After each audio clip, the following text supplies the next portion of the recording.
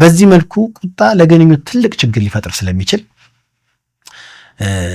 ግንኙነት በተለይ ወደ ግንኙነት ስታመጡት ግንኙነት እንዳንጀምር ሊያደርግ ይችላል።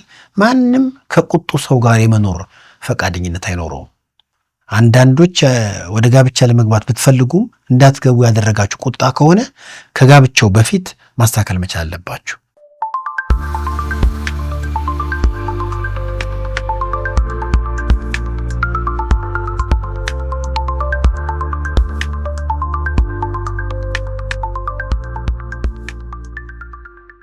እሺ ውድ የህይወት በቤት የዩቲዩብ ቻናል ተከታታዮቻችን እንዴት ናችሁ?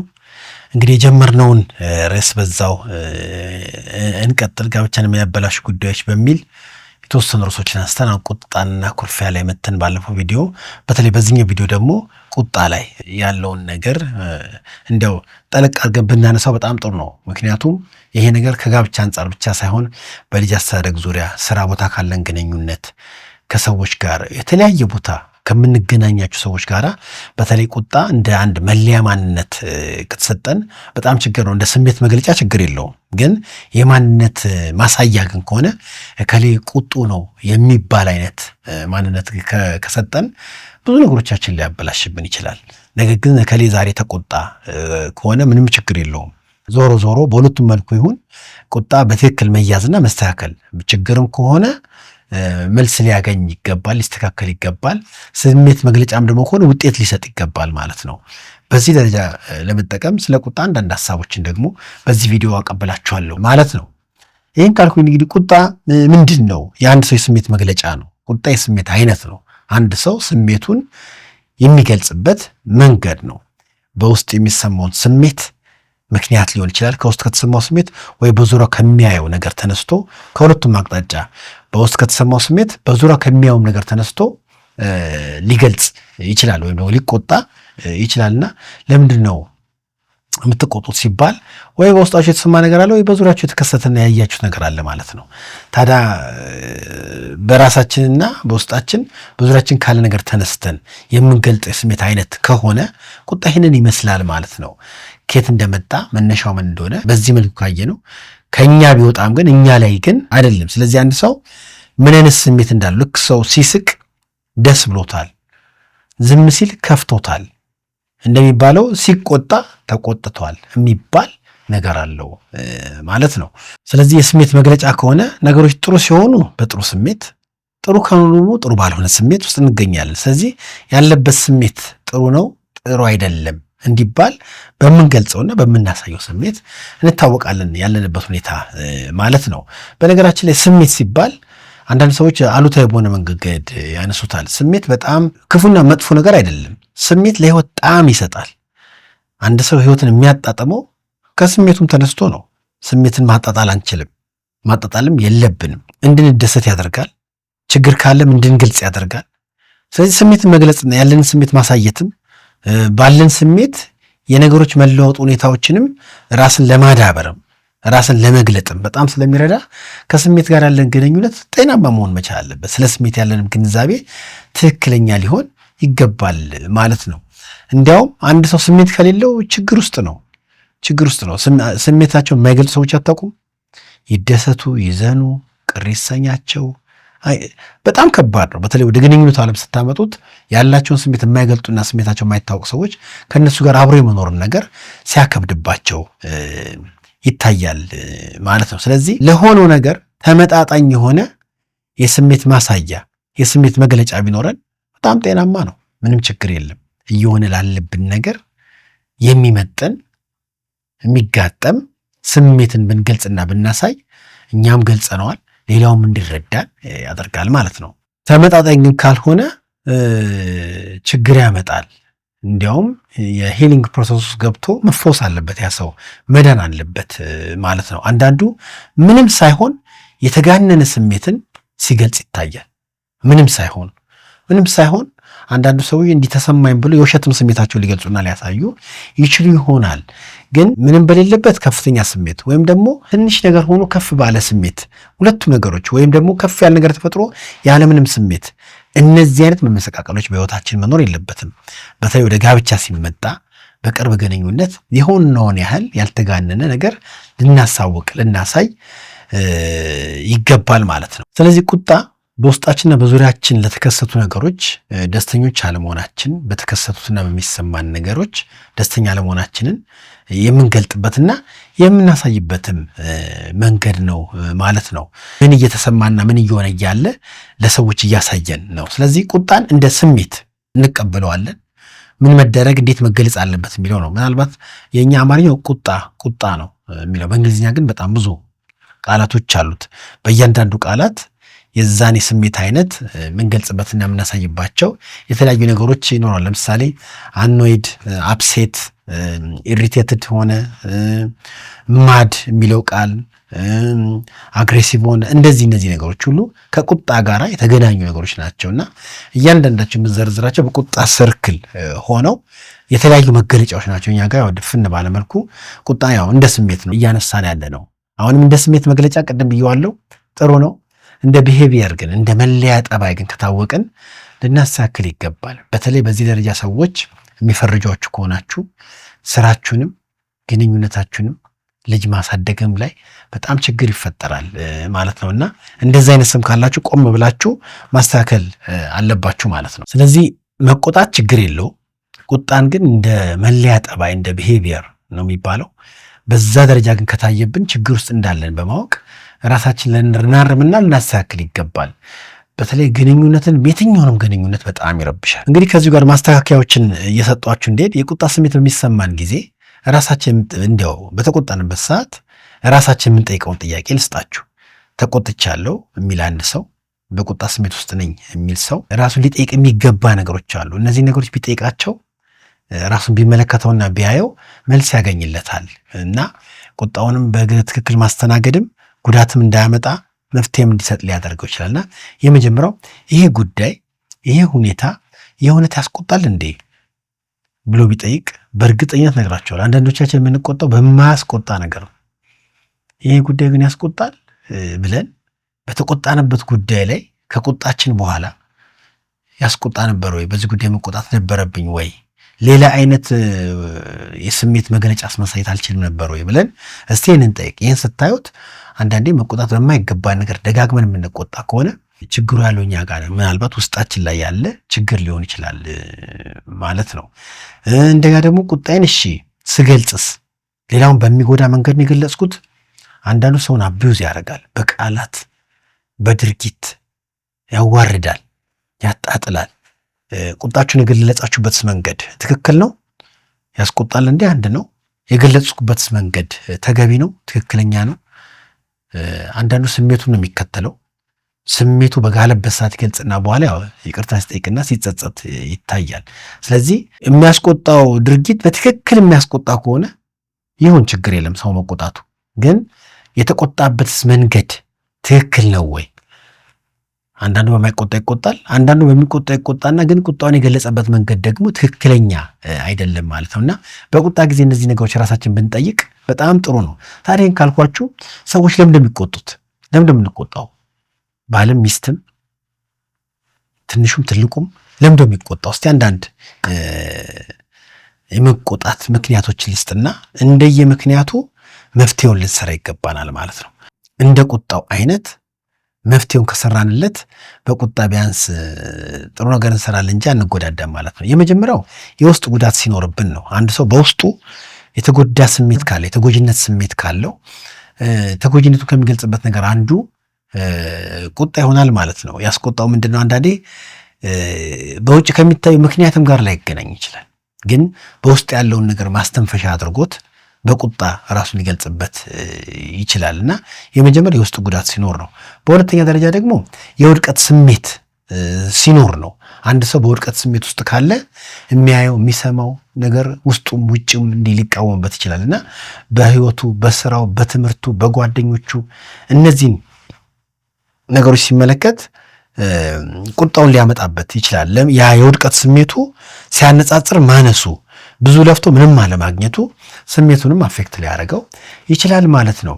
እነዚህ የውድቀት ስሜቶች የገጠመንን ነገሮች ትሪት መደረግ በሚገባው መንገድ አለማድረጋችን፣ በማይገባ መንገድ ደግሞ እንዲገለጽና እንዲታይ ያደርጋል ማለት ነው። ስለዚህ ይሄኛው ነው የውድቀት ስሜት ሲኖር ነው። ሌላው ቁጣ ተስፋ ከመቁረጥም ጋር አንዳንዱ በስራው በትምህርቱ በህይወት በተለይ አሁን ባለንበት ጊዜ እንደ ሀገርን ብትመለከቱ በብዙ መልኩ የማይመቹ ነገሮች አሉ። ኑሮን ሊሆን ይችላል፣ መውጣት መግባትን ሊሆን ይችላል፣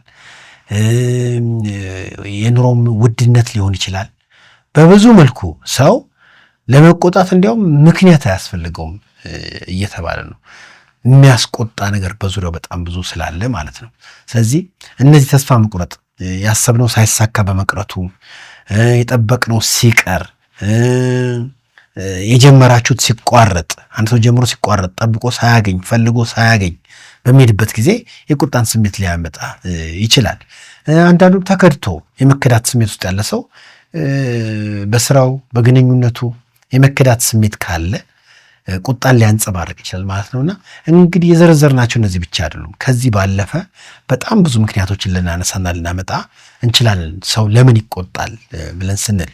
ስለዚህ ቁጣ እነዚህ ምክንያቶች ካሉት በመጨረሻ ደግሞ ታዲያ አንድ ሰው በሚቆጣበት ጊዜ ቁጣን እንዴት ያዝ፣ ቁጣ እንዴት ነው ማስተናገድ ያለብን የሚለው ነገር ነው። ቢቻል እንደዚህ አይነት ነገር እንዳለብን የምናውቅ ሰዎች ስሜትና ሐሳባችንን ለሚረዳን ሰው ብንናገር የመጀመሪያው እርምጃ ይሆናል ብዬ አስባለሁ።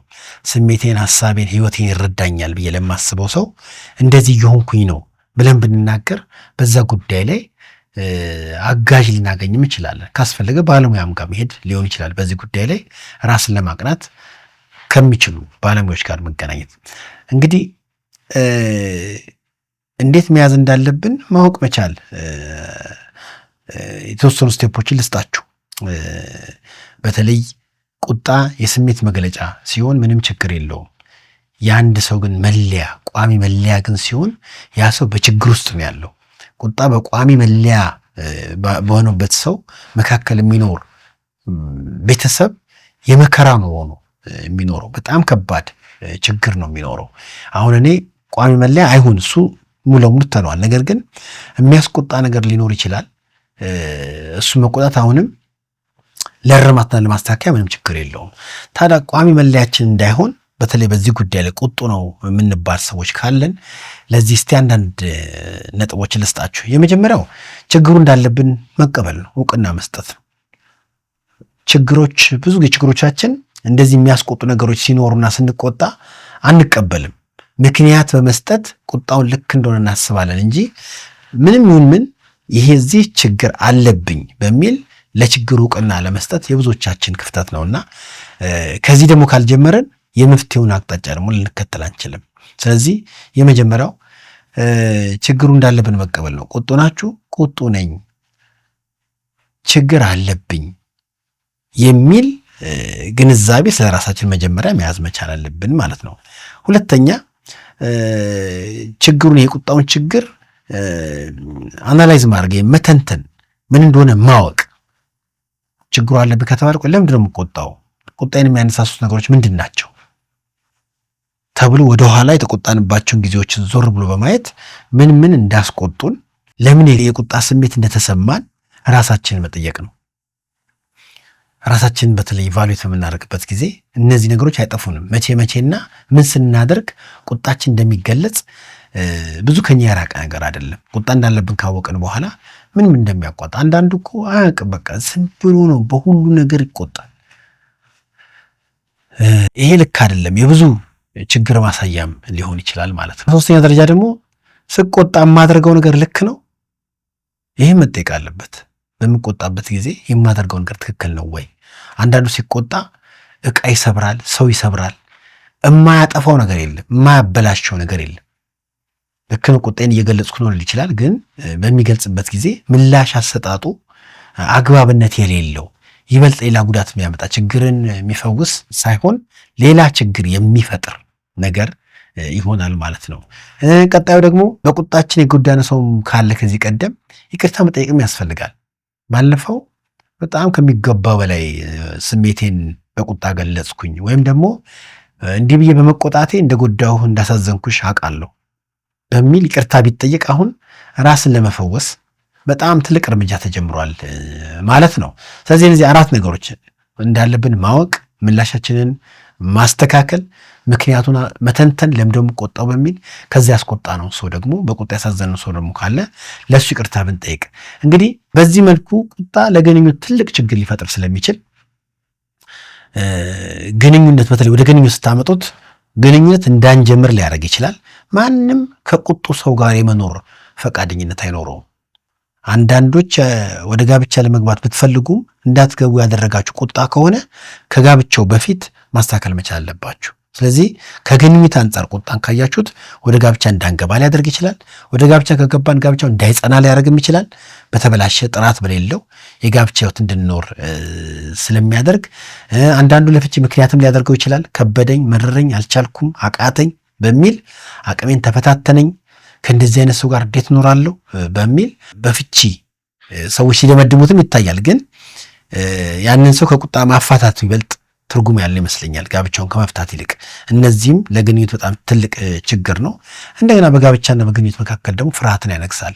የሚቆጣ ሰው ተወዶ ተከብሮ ሳይሆን ተፈርቶ እሰይ መጣ በሚል በማክበር ሳይሆን ደግሞ መጣ በሚል መራቁ እንጂ መገኘቱ የማይፈለግበት ነገር ይመጣል። ስለዚህ በቁጣ ባህሪ ያለን ሰዎች፣ የቁጣን ስሜት የምንገልጽ ሰዎች በፍጹም መካድ የለብንም። የምንክድ ከሆነ መፍትሄውንም እንዳናገኝ እያደረገን ነው ማለት ነው። አንድ ሰው የቁጣ ችግር ኖሮበት የለብኝም ካለ ሊሰራውም አይችልም። የለብኝም ይላል። በዙሪያው ላሉ ሰዎች ግን ቁጡ እንደሆነ ይታወቃል። ከዚህ የተነሳ በብዙ መልኩ ህይወቱን ሲያበላሸው ይታያል። በፍጹም መካድ የለብንም። የምንክድ ከሆነ ቁጣ እንዲና የሚያደርግ ሰው ቁጣን የለብኝም ብሎ የሚክድ ሰው ለብዙ አይነት ጉዳት ራሱንም ሌላውን ሊዳርግ ይችላል። አካላዊ፣ ስሜታዊ እንዲሁም መንፈሳዊ ችግርን ያስከትላል፣ ያዳብራል። ሰው ከራሱ ጋር ጤናማ ግንኙነትን ካልገነባና ትክክለኛ ህይወትን ካልያዘ ራሱን ስሜቱን በማሻሻልና በመለወጥ በማስተካከል በማሳደግ ካልሄደ ከራሱም ጋር ከሌሎችም ሰዎች ጋር ጤናማ ነገር አይኖረውም። ስለዚህ ቁጣን በተመለከተ ኖሮብን የተቆጣን እንደሆነ በብዙ ማረጋገጫና ማስረጃ እያየን የምንክድ ከሆነ ከችግሩ ጋር አብሮ ለመኖር ወስነናል ማለት ነው። ስንቶቻችሁ ናችሁ ዛሬ እኔ አውቃለሁኝ በባህሪ በማንነት ደረጃ የተሰጣቸው ሌብል የተደረጉ የተፈረጁ ሰዎች በጋብቻ የሚያርቅ ባህሪ ሆኖባቸው አይቻቃሉ። በጋብቻ መካከልማ የብዙዎች ችግር እንደሆነ እኔም በብዙ መልኩ አይቻለሁ። በጣም በብዙ መልኩ ጋብቻን ሲያናጋና ሲያበላሽ አይቻለሁ። ምክንያቱም በቁጣ ጊዜ ባል ቢቆጣ ለምሳሌ ሚስትን ማራቅ ነው። ሚስትን ሲቆጣ ባልንም ልክ በዛው ልክ የማራቅ ነገር ነው የሚደረገውና ለግንኙነቱም ችግር ነው። በእርግጥ ለፍቺ ምክንያት ቢያደርጉትም ምክንያት መሆን አይችልም። ነገር ግን የአንድን ሰው ጉዳት በጣም ስለሚያባብስ ከጉዳት ስሜት ሆኖ የፍቺን ውሳኔ ሰዎች ሊወስኑበትም ደግሞ ይችላሉ። ስለዚህ ቁጣ ምን ሊያመጣ እንደሚችል ካሰብና ከተረዳን ከመዘዙ ራሳችን እንጠብቃለን ማለት ነው። እውነት ለመናገር ተቆጪውም ሰው ከአንድ ችግር የመጣበት መዘዝ እንደሆነ ቢያስብና ቢያስተካክል ጥሩ ነው እንጂ ወይ የለብኝም ብሎ ወይ ቁጣን አክሰፕት ተደርጎ አንዳንዱ ይላል እኮ እኛ ቤት በቃ ከዘር ነው ቁጡ ነን ብሎ ይላል። እንደዚህ አይደለም። አንድ ሰው ካደገ በኋላ ከምንም ያምጣው ለግንኙነትን ለህይወት የማይጠቅም ነገር እንደሆነ ካወቀ መለስ ብሎ መስራት አለበትና እንግዲህ ለምትቆጡ ሰዎች፣ ቁጣን ለምታስተናግዱ ሰዎች ይሄንን ማስተካከያ በህይወታችሁ በማድረግ ራሳችሁ እንድታስተካክሉ ይሄንን ሐሳብ ላካፍላችሁ እወዳለሁ። እንግዲህ ጋብቻን የሚያበላሹ ጉዳዮች በሚል አንድ 4 ርዕሶችና ለአራቱም ርዕሶች ደግሞ ዝርዝር ማስተካከያዎችን ደግሞ ሰጥቻቸዋለሁ። በዚህ ርዕስ ወደ እናንተ አቀርብ የነበረውን መልእክቴን በዚሁ አጠናቅቄያለሁ ማለት ነው። በሚቀጥሉት ቪዲዮዎች ደግሞ አንዳንድ ቪዲዮዎች ጋብቻን በተመለከተ አሁንም ልናቃቸው ልንረዳቸው የሚገቡ ነገሮችን ከማስተካከል አኳያ አነሳለሁ። ከዚህ ሁሉ ከሚያበላሹ ነገሮች ወጥተን ደግሞ በሚቀጥለው ቪዲዮ በጋብቻ መካከል ባልና ሚስት መልካምን ነገር ማየትና ከትዳር አጋር ጥሩ ነገር መጠበቅ፣ ስለ እይታና ስለ ጥበቃ ሐሳቦችን አካፍላችኋለሁ። ለዛሬ ስላዳመጣችሁ እጅግ አድርጌ አመሰግናለሁ። ማንኛውም ጥያቄ አስተያየት ካላችሁ በአጭር መልእክት በሚጻፍበት ላይ ብታስቀምጡልኝ መልስ ልሰጥ ከወዲሁ ዝግጁ ነኝ ማለት ነው። ስላዳመጣችሁኝ እጅግ አድርጌ አመሰግናለሁ።